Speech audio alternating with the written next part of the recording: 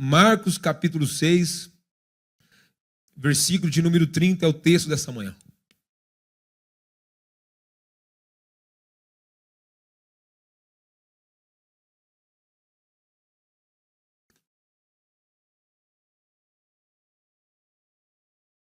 Todos acharam? Marcos capítulo 6, versículo 30. Os apóstolos voltaram da sua missão e encontraram Jesus e contaram a Jesus tudo que ele tinha feito e a missão e ensinado. Jesus lhe disse: vamos sozinhos até um lugar tranquilo para descansar um pouco, pois tanta gente ia e vinha que eles não tinham tempo nem para comer. Então saíram do barco para um lugar isolado a fim de ficar a sós. Contudo, muitos os reconheceram e vieram a partir. E as pessoas de várias cidades o correram e chegaram antes deles. E quando Jesus saiu do barco, viu uma grande multidão e teve compaixão dela, pois eram como ovelhas sem pastor. Então começou a lhes ensinar muitas coisas. Ao entardecer, os discípulos foram até eles e disseram: este lugar é isolado e já é tarde. Mande a multidão embora, para que possa ir ao campo e povoados vizinhos e compre algo para comer. Jesus, porém, disse: providenciem vocês mesmos alimento para eles. Precisaríamos de muito dinheiro para comprar comida para todo esse povo. Responderam: e quantos pães vocês têm? Perguntou ele. Vós verificar e voltaram e informaram: 5 pães e 2 peixinhos. Repete comigo: 5 pães e 2 peixinhos. Então Jesus ordenou que fizesse a multidão sentar-se em grupo em gramas verdes. Assim eles sentaram em grupos de 50 e de 100. Jesus tomou os 5 pães e os 2 peixes, olhou para o céu e abençoou. E tanto a medida que a partir dos pães entregava aos seus discípulos para que distribuísse aos povos. Também dividiu os peixes para que todos recebessem uma porção. Todos comeram à vontade, e os discípulos recolheram 12 cestos com pães e peixes que sobraram. O que comeram foram cerca de 5.000 homens, fora mulheres e crianças, que está escrito em outra passagem bíblica. Pai, nós queremos te conhecer nessa manhã.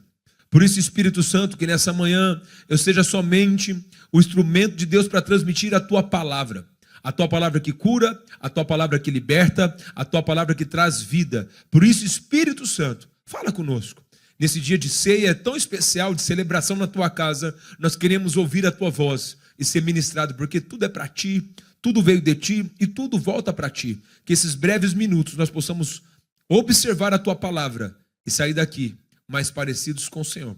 Assim nós consagramos, em nome de Jesus. Amém. Como que a gente aplica a fé? Como que nós podemos nessa manhã pensar sobre fé? No mês de janeiro nós começamos o mês e oramos todos os dias, das 10 à meia-noite, buscando a presença de Deus. E toda sexta-feira nós tivemos vigília aqui. E foi algo incrível. Começou o mês de fevereiro, nós liberamos você para fazer na sua casa. E você tem vivido a sua vida, a sua jornada. E a pergunta que não quer calar é essa: você está tendo tempo com Deus? Esse mês que passou de fevereiro, você pode fazer uma pergunta para você: a sua vida está melhor espiritualmente falando? Você está buscando mais a presença de Deus? Você está tendo tempo com Deus? O que melhorou na sua vida? O que aconteceu de bom na sua vida esse mês? A busca por Deus, ela precisa gerar alguma coisa. Ela precisa gerar o fruto do Espírito. A busca com Deus precisa gerar amor. A Bíblia nos ensina que quando nós buscamos a presença, algo acontece. Quando você se dedica a algo, alguma coisa vai acontecer. Se você se dedicar a uma prova e você se dedicar a estudar, você vai passar de ano.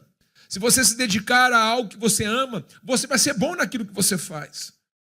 E quantas vezes nós não dedicamos àquilo que nós precisamos dedicar à presença de Deus? Nós cantamos os louvores: eu só quero Deus.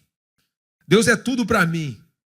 Aí você canta, é uma verdade. Se eu perguntar para todo mundo aqui, todo mundo vai falar que é uma verdade. Mas quando você acorda e levanta de manhã, é ali que você vai dizer se Deus é tudo para você. Quando você vai atrás de seus afazeres, deixa Deus para depois. É ali que você vai olhar e vai falar assim: eu quero Deus, mas quando eu acordo, eu tenho uma decisão. Quando entre assistir um filme e buscar a presença de Deus, eu tenho uma decisão. E aí passa a semana, a gente mal rela na Bíblia, mal ora, mal busca a presença. O que eu estou dizendo? Então a gente precisa olhar para dentro de nós e fazer uma pergunta num dia como esse. Como nós amamos a presença de Deus e o que nós desejamos. Então precisamos voltar a fazer, eu tenho falado, voltar a fazer o básico bem feito. Não adianta a gente querer grandes coisas. Não adianta a gente querer grandes revelações se as coisas básicas, as coisas ordinárias, a gente não faz. E às vezes a gente quer receber elogio por fazer o que tem que ser feito. Eu lembro um dia mesmo, eu já contei aqui várias vezes, mas eu vou falar até você aprender. Eu lembro um dia que eu cheguei em casa, cheguei mais cedo, eu ia para o culto, e eu limpei a casa. Passei pano, eu gosto de cheiro, gente. Amo cheiro. Eu gosto de cheiro de limpeza, eu gosto das coisas cheirosas.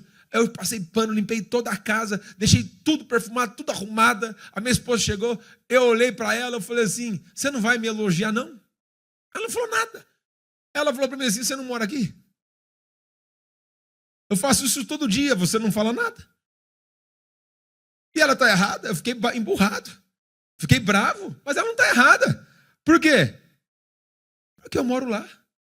Eu quero elogio por fazer o que eu tenho que fazer. E às vezes a gente quer receber elogio por fazer aquilo que é o óbvio. Se eu amo a Deus, eu tenho que me relacionar com Ele. Isso é o básico. Se eu amo Ele, eu preciso ter tempo para encontrá-lo. Se eu amo Ele, eu preciso ter tempo para dedicá-lo. Tempo não significa tudo tempo. A gente não consegue dedicar tanto tempo. Eu amo meus filhos, mas eu não consigo dedicar meio período para eles durante a semana que eu tenho que trabalhar. Mas o tempo que eu estou com Ele, eu preciso estar com eles.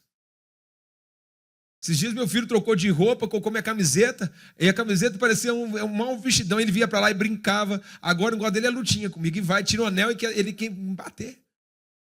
E ele vai para lá, esses dias eu estava brincando com ele, e ele gosta, é o tempo dele. A Lara gosta de outro tempo, mas eu preciso dedicar tempo. E assim a gente precisa dedicar tempo ao Senhor. O mês de março vai começar, já começou, dia 1º, você está consagrando ao Senhor. Você está vai dedicar tempo a Deus? Qual é a nota que você dá para você nesse mês que passou com Deus? Porque a gente avalia os outros.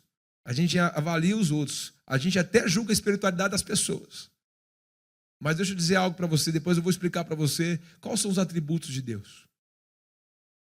A gente não pode julgar quem é espiritual e quem não é. Porque é o Senhor que sonda os corações. Mas eu posso me autoavaliar.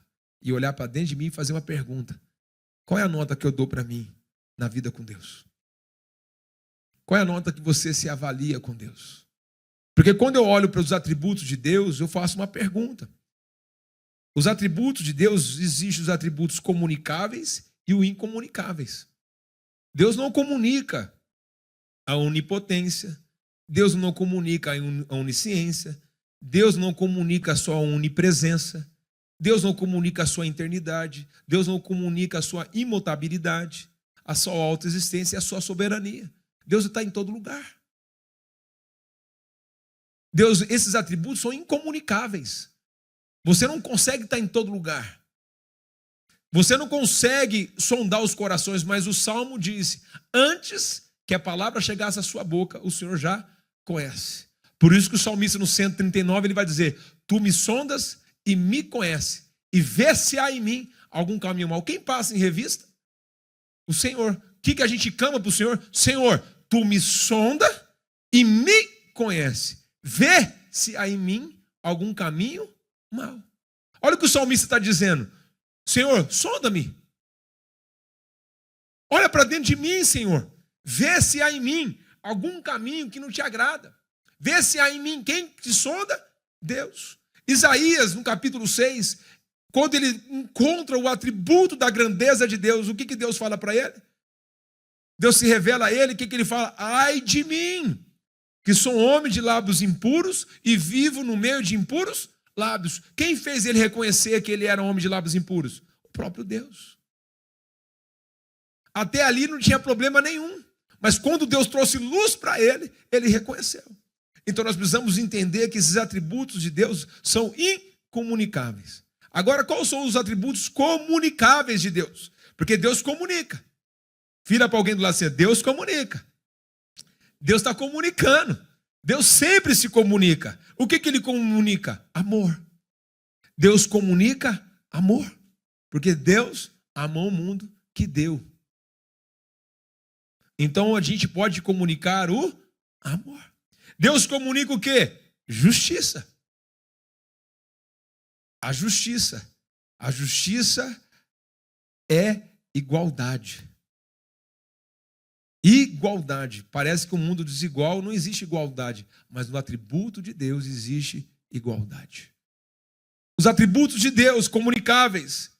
Santidade. O que é santidade? Separação. Deus comunica a sua santidade. Então todo mundo que ama ao Senhor e se relaciona com Ele comunica amor, comunica justiça, comunica santidade, comunica misericórdia, comunica graça, comunica fidelidade e comunica bondade. Por isso não combina com alguém que diz que ama a Deus, não comunica bondade. Não comunica amor. Porque isso são os atributos comunicáveis de Deus. Se eu estou comunicando com Deus, e Deus habita em mim, e eu comunico o quê? Ódio. Injustiça. Eu comunico bondade e amor. Então, se esses atributos estão dentro de mim, eu comunico essas coisas. Agora, olha que interessante, o que nós aprendemos com tudo isso? Pastor, tá, eu entendi tudo isso, Deus comunica a sua misericórdia, Deus comunica tudo isso, o que o Senhor quer dizer? Nós estamos estudando o livro de Marcos, o livro da prática. Jesus já tinha feito um monte de milagres, Jesus está fazendo um monte de coisa, Jesus está fazendo um monte de coisa maravilhosa. Agora, que interessante, no capítulo 6, quando a gente entra, o que Jesus faz? Jesus vai passar por Nazaré. E lá em Nazaré, as pessoas olham para ele e falam assim, esse não é o filho de Maria, irmão desses aí? E ele faz poucos milagres. A Bíblia diz que ele quase não faz milagre, porque um profeta não é honrado na sua própria casa. Está escrito no texto. O profeta não é honrado na sua própria casa.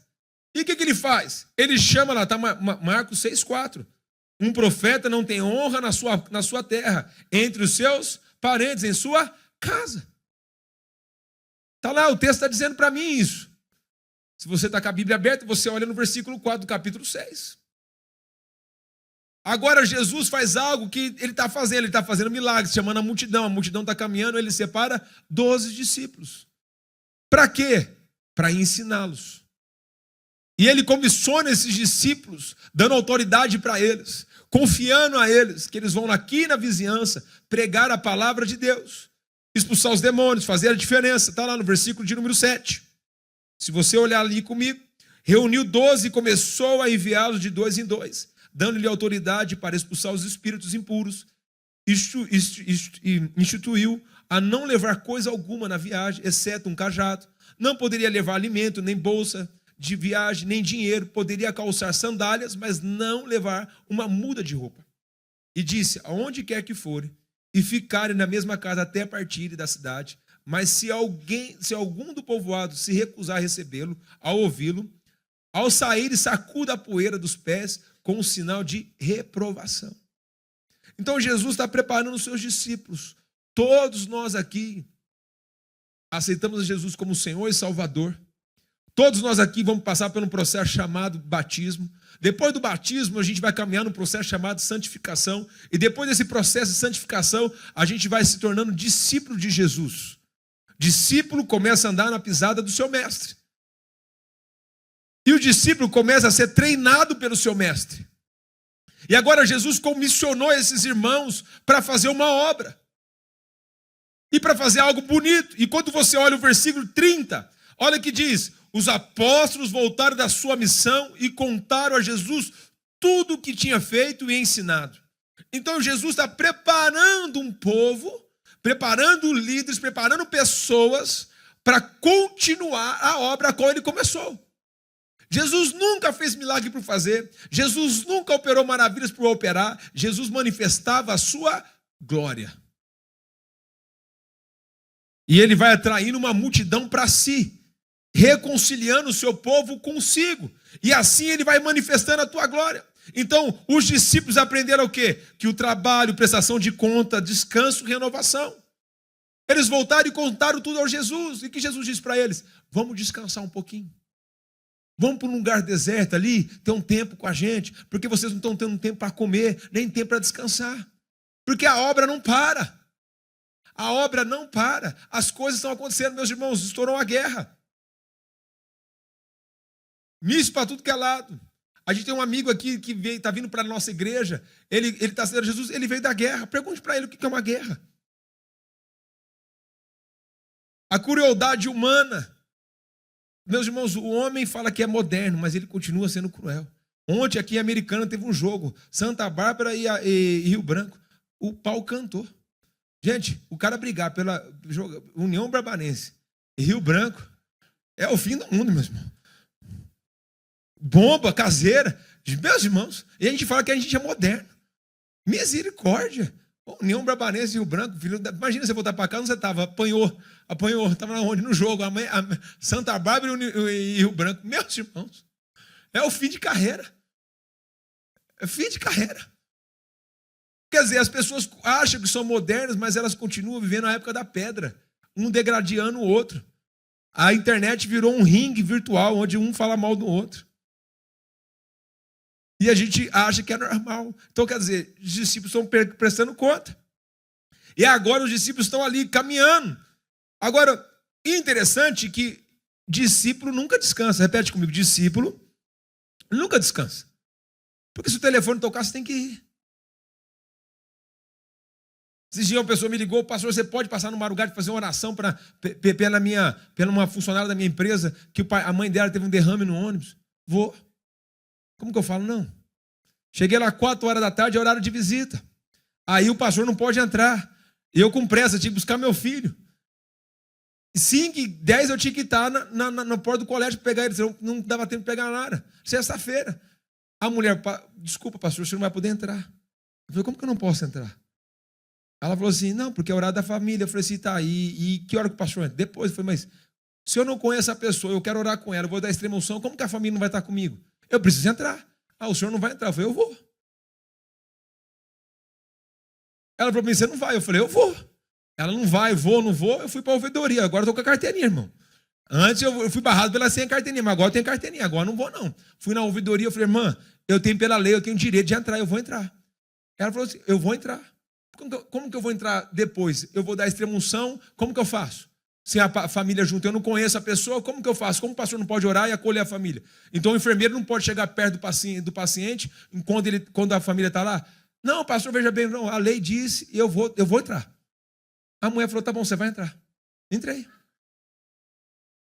Ela veio, pegou a autorização, a mulher que falou não, tem que falar assim, entrei, fui lá, fiz a minha parte, orei, pus a mão na cabeça da mulher, ela teve um derrame dentro do ônibus. Oramos, intercedemos. E fui embora. E estamos orando pela família. O discípulo nunca descansa. Quando ele é acionado, ele tem que manifestar a justiça. Ele tem que manifestar o amor. Ele tem que manifestar a glória. A multidão percorreu. Agora olha que interessante, a multidão correu, versículo 34. Quando Jesus saiu do barco, viu uma grande multidão. E ele teve compaixão dela. E não só teve compaixão, pois eram como ovelhas sem pastor, e começaram a lhe ensinar muitas coisas. Meus irmãos, a palavra aqui, compaixão, no grego, significa dor profunda nas entranhas. Uma dor que vem aqui dentro, que arde, que dói de uma forma tão profunda, que é qual você sente a dor do outro dentro de você. Isso é compaixão, não é dó. Dó é orgulho. Ah, eu tenho dó dessa pessoa. Não, ninguém é digno de dó. Dó é um orgulho disfarçado de piedade. Nós precisamos ter compaixão. Jesus teve compaixão da pessoa. Quando fala, ai que dó dele, dó nada, você está sendo orgulhoso.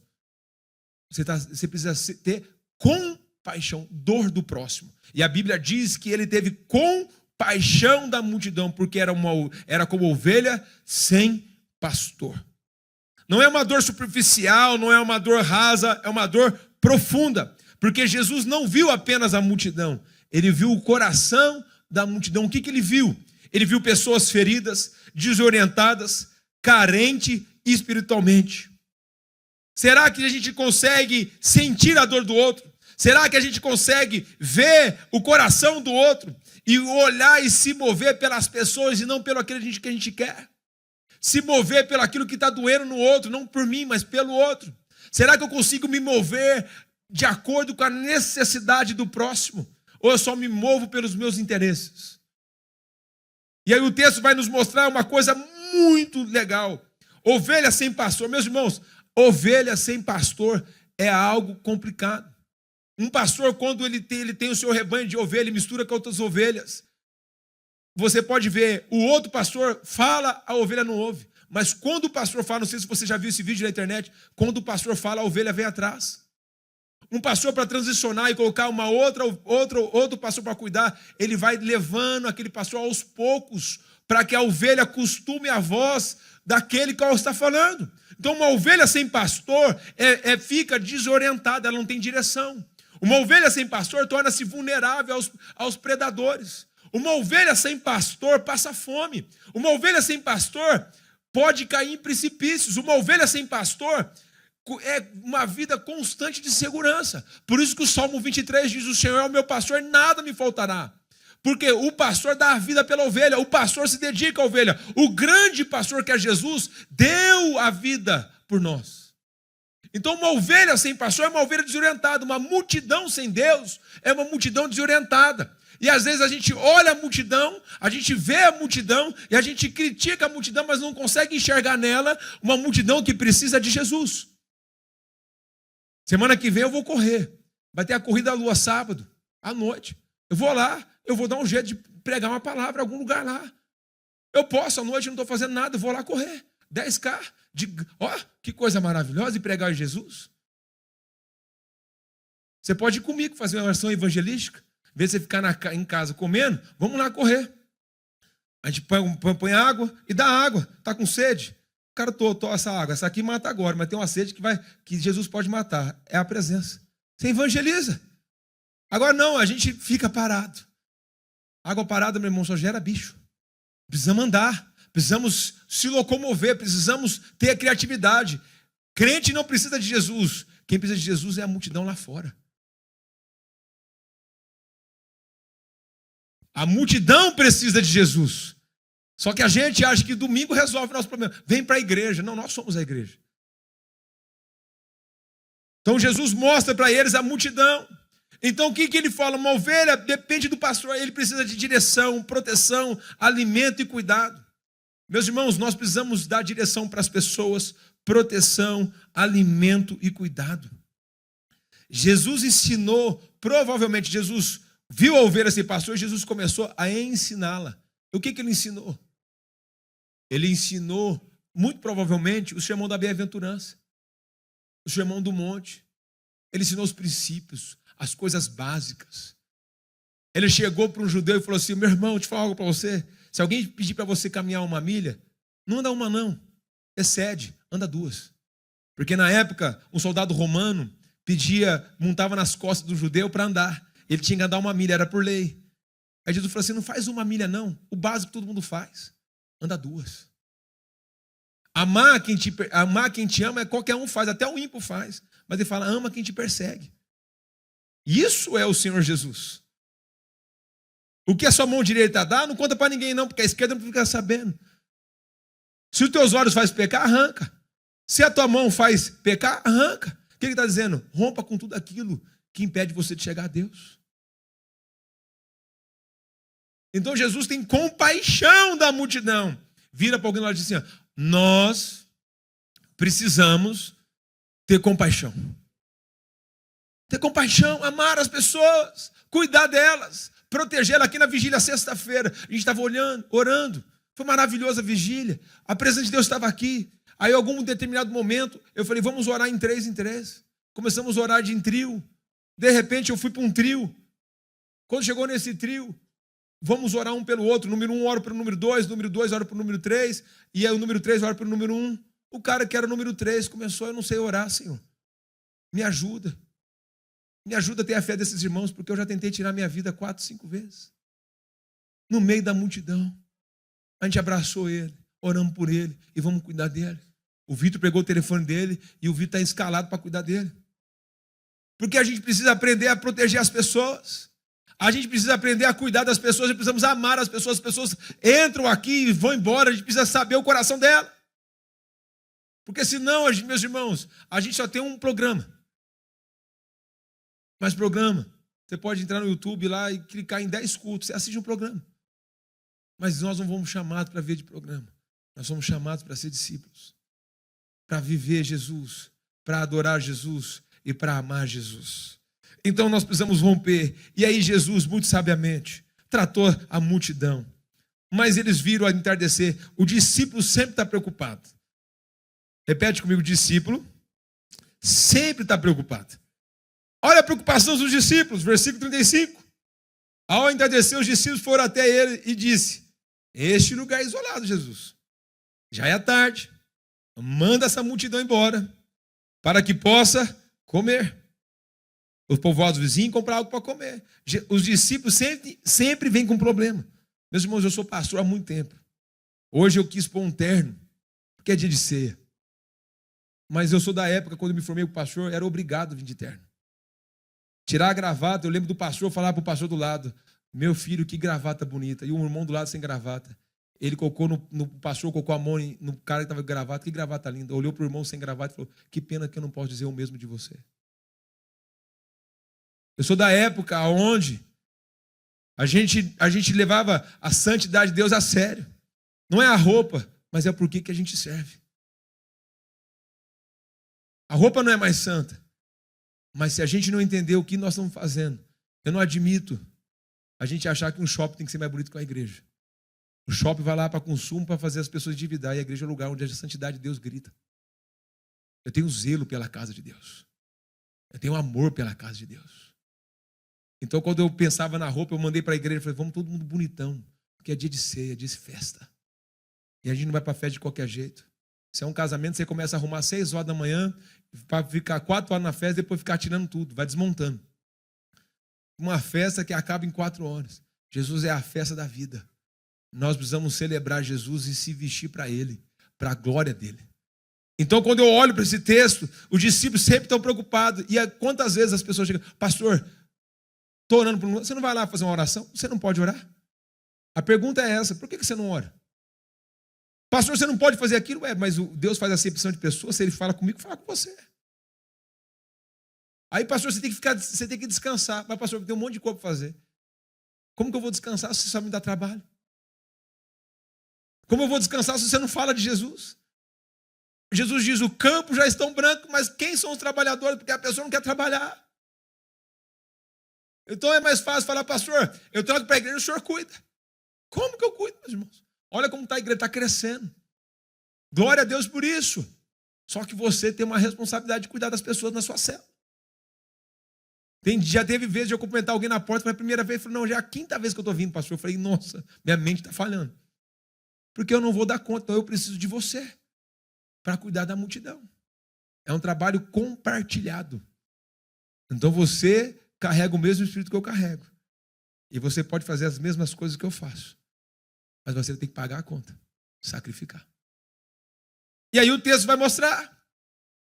Jesus vira para eles e fala assim: olha a impossibilidade, o lugar é deserto, a hora é avançada, a multidão é grande, não tem dinheiro suficiente, falta recurso, falta estrutura, falta capacidade. O discípulo sempre começa olhando pelo aquilo que não tem.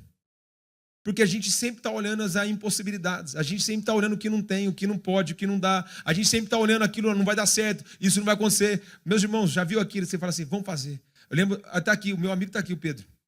Pedro Campos, meu amigo, um dos meus melhores amigos. Eu lembro até hoje, eu e ele, para perguntar para ele. Fomos na PUC, na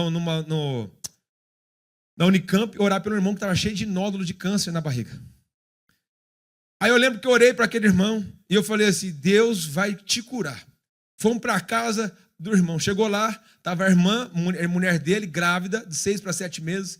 E eu falei para ele assim, eu olhei para a irmã e falei assim: seu filho vai ter um pai. E você não vai ficar viúva. E seu filho vai ficar órfão.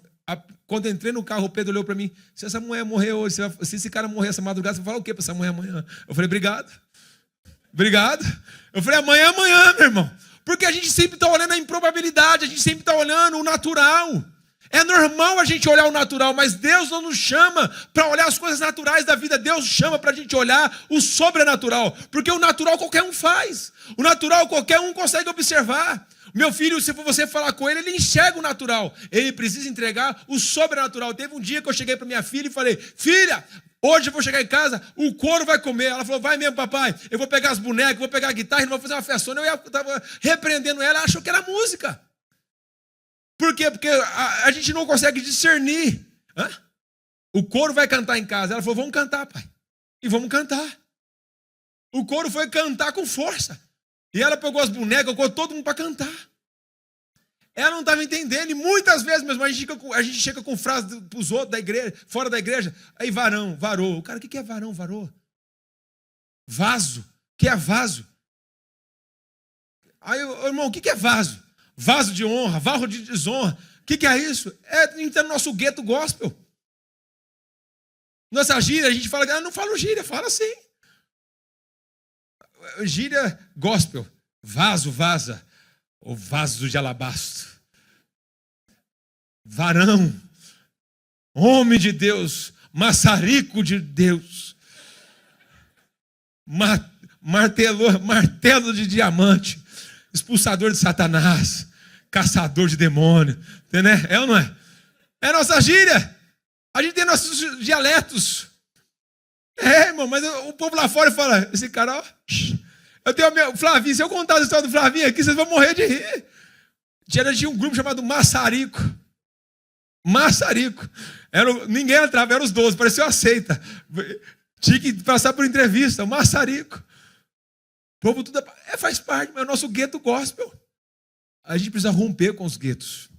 E Jesus olha para eles e fala assim, dê você mesmo de comer para eles.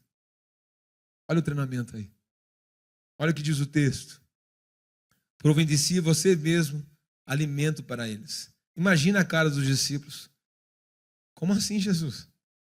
Qualquer padaria agora não vai entregar. Não vai entregar 5.000 pães, não. Fora mulheres e crianças.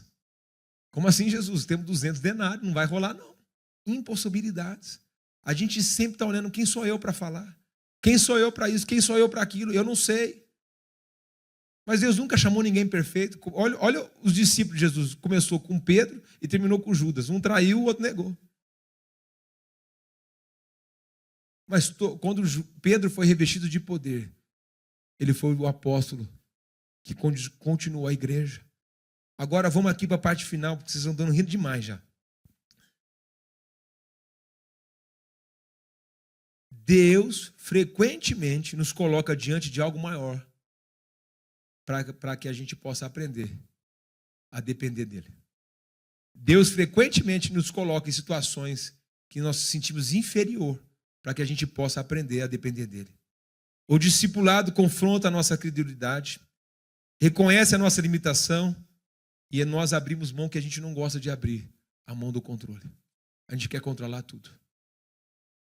A gente quer controlar como Deus age, a gente quer controlar como Deus faz, a gente quer controlar como Deus age. O vento sopra quando ele quer, como ele quer, e não importa. E nós precisamos reconhecer a nossa limitação. Nós não somos autossuficientes, que dependemos de nós mesmos, nós precisamos de Deus. Nós precisamos de Deus urgentemente. Agora, olha que interessante. Versículo 38. Quantos pães vocês têm? Perguntou Jesus. Vamos verificar. Eles voltaram e informaram, mestre, 5 pães e 2 peixes. Jesus não perguntou o que faltava. Jesus perguntou o que você tem. E Jesus está perguntando para você nessa manhã, o que você tem? Eu tenho a minha dor. Eu tenho o meu sofrimento. Não, eu tenho um pão, que é meu lanchinho da tarde. Meus irmãos, eu com 14 anos, eu comia 5 pães. Peixinho não tinha não gostava. Não, com manteiga. Eu e meu irmão, era 10 de manhã e 10 da tarde. Minha mãe fazia uma lasanha, atravessa na metade de mim e metade dele. Aí de alguém pegar. Era 2. Agora imagina 5 pãezinhos para uma multidão de gente. Impossibilidades. Mas Deus não olha isso. Deus pergunta: o que você tem? O discipulado nunca começa na falta. Começa no que você pode entregar. O que você pode entregar para Jesus hoje? Ninguém aqui veio receber nada, você veio entregar. Quando esse culto acabar, não é a palavra esse culto foi bom. A pergunta é: Deus, você recebeu o culto? A palavra não é essa: ai, que culto maravilhoso. Não, não, não. A palavra é: Deus, você recebeu esse culto, porque foi para ti. Foi por ti. E aí vem a pergunta para nós. Eles tinham, o que eles tinham era um pouco, mas era suficiente para um milagre. O que você tem hoje? Tempo, talento, recurso, disponibilidade, fé pequena. Deus nunca vai olhar para aquilo que você não é. Deus vai olhar para aquilo que você é. Deus nunca vai olhar para aquilo que você não tem. Deus não vai te comparar com outro. Deus vai olhar para você e olhar para aquilo que você é. Quem você é? O que você tem? O que você tem? Agora olha o versículo, a continuação. Versículo 39. Jesus ordenou que fizesse a multidão se assentar em grupos na grama verde. Assim eles se assentaram em grupos de 50 e de 100. Você imagina a cara dos discípulos. O que esse Jesus está fazendo? Ele é doido. 50 aqui, 100 ali. Meus irmãos, segunda-feira aqui tinha 3 tachos, 10 quilos de arroz, 14 quilos de carne. Eu falei: meus irmãos, vai devagar. Antes de acabar o culto, eu falei: pelo amor de Deus, deixa o repeteco para depois. O pessoal comeu com força, não foi com pouca força não. Sobrou. Mas se tivesse mais 4 daqueles meninos lá, não ia faltar, não ia faltar. Temos irmãos aí que era parabéns um atrás do outro. 10 quilos de arroz, meus irmãos. 14 quilos de carne. Pensa. Sobrou. A gente sempre está olhando para aquilo que vai faltar. E Deus fala assim: eu multiplico. E a multiplicação não vem de você, vem de Deus. A multiplicação não vem de nós, vem do Senhor. E aqui está o segredo. Jesus tomou os 5 pães e os 2 peixes, olhou para o céu e abençoou. Então, à medida que ia partir os pães, entregava aos discípulos, para que distribuísse ao povo. Também dividiu os peixes para que todos recebessem uma porção. Você imagina Jesus abençoando, multiplicando, e a pessoa comendo e não acaba. Eu lembro da passagem das botijas. Enquanto havia botija, o azeite não parou de descer. Deus é especialista. Quanto mais a gente entrega, mais Ele derrama. Enquanto mais a gente entrega, mais Ele derrama. Quanto mais a gente entrega, mais Ele derrama. Quanto mais a gente dá, mais Deus derrama. Quanto mais a gente dá, mais Deus derrama. E o interessante, que todos, olha o versículo 42, todos comeram à vontade. Na presença de Deus não existe escassez. Na presença de Deus não existe escassez. Na presença de Deus não existe fome. Na presença de Deus não existe sede. Ele sacia a fome, Ele sacia a sede. Mas se é contra a presença de Deus, a gente sempre está atrás do pão. Sempre está atrás da água, porque a água acaba, o pão acaba e a gente está atrás de novo. Mas nunca satisfaz, mas a presença de Deus satisfaz tudo. A presença de Deus satisfaz tudo. E quando eu olho para isso, Ele olha para nós e fala assim: é pouco, mas é suficiente. E o interessante é que eles comiam à vontade. E os discípulos não só comeram à vontade, mas olha o texto. Os discípulos recolheram 12 cestos com pães e peixes que sobraram. Ele não só alimentou uma multidão, mas satisfez o coração dos discípulos. E aqui, meus irmãos, Deus veio trazendo milagres, a multidão atrás. Agora ele chamou 12 para si, ele ensinou os 12 tiveram que aprender a entregar. E ele falou: deixa eu ensinar algo sobre vocês. Não vai ter escassez, vai ter multiplicação. Quanto mais as pessoas entregando, mais elas recebendo. E agora olha o versículo 44. Os que comeram foram 5.000 homens. Na presença de Jesus, o pouco é ilimitado. A confiança multiplica. A entrega sacrifica. E o milagre acontece. O milagre acontece. Por que o milagre acontece? Porque a multidão foi cuidada. Mas, paralelo, os discípulos aprenderam uma lição. Não limite aquilo que Deus te confiou. É pouco. Na mão de Jesus é o suficiente. A minha história é pequena. Na mão de Jesus é o suficiente. Ah, Senhor, eu só tenho um testemunho básico. Deus não fez grandes coisas. Mas na história, na mão de Jesus, cura alguém. É pouco, mas na mão de Jesus, cura alguém. Segunda-feira aqui tinha mais de 106 homens aqui. Há um tempo atrás, eu batizei o Tiago.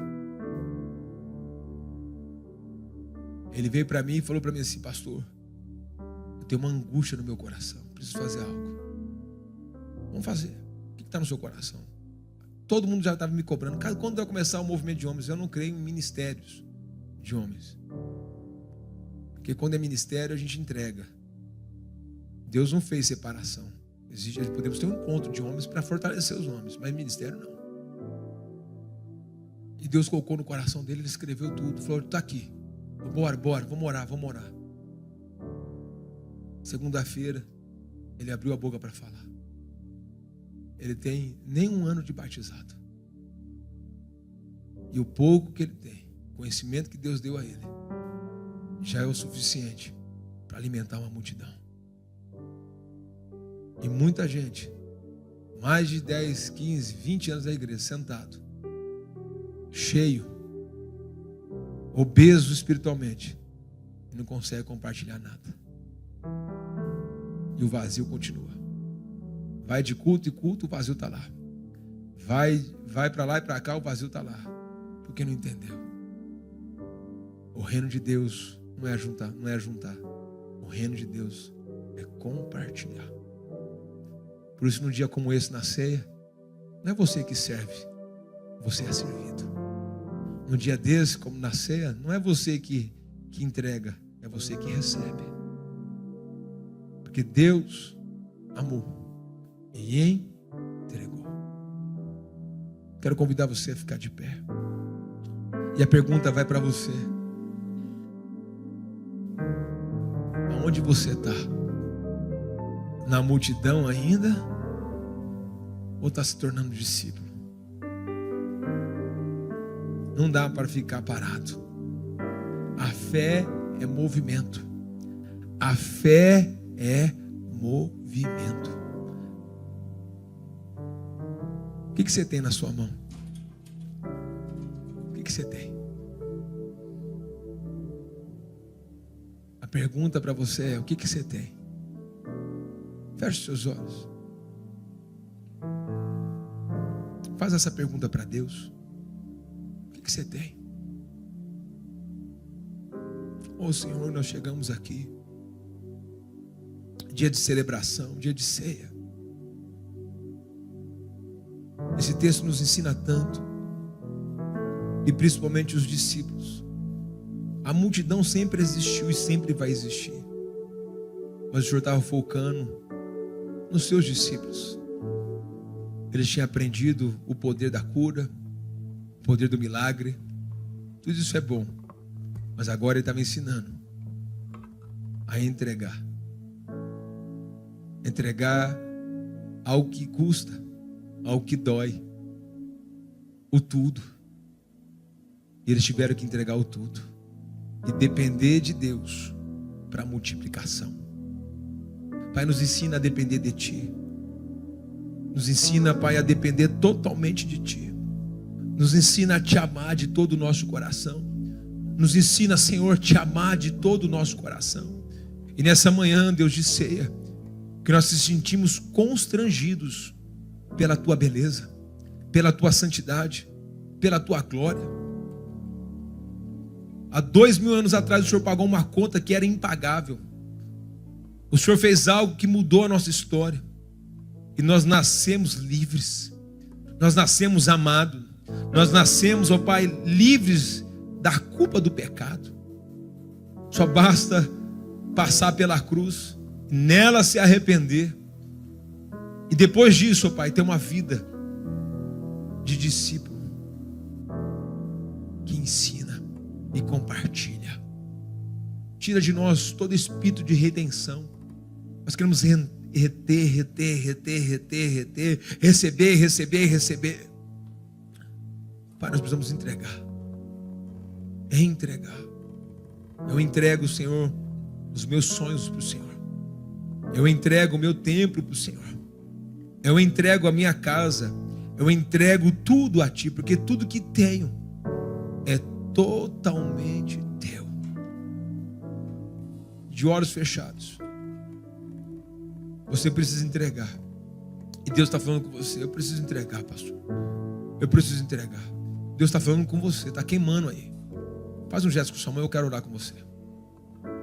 Glória a Deus. Glória a Deus. Eu não vou chamar você a vir à frente, mas eu quero que você ponha a mão no seu coração. Fala: Deus, hoje eu entrego. Eu entrego tudo a Ti. Eu entrego tudo a Ti. Tudo a Ti. Porque tudo que temos, tudo que somos, é Seu. É Seu. É Seu, Jesus, é Seu. Tudo que temos, tudo que somos, é totalmente Teu. Me perdoa, Senhor, todas as vezes que eu retive. Me perdoa todas as vezes, ó Deus, que eu olhei para dentro de mim. Me perdoa, Senhor, todas as vezes que eu fui egoísta. No reino de Deus não comunica egoísmo. No reino de Deus a gente compartilha. Nós compartilhamos tudo. O amor, a paz, a justiça, a bondade, a misericórdia. Nós compartilhamos. Por isso nos ajuda, Senhor, a cada dia mais a Te louvar e Te exaltar. Assim nós consagramos a Ti. Em nome de Jesus. Amém.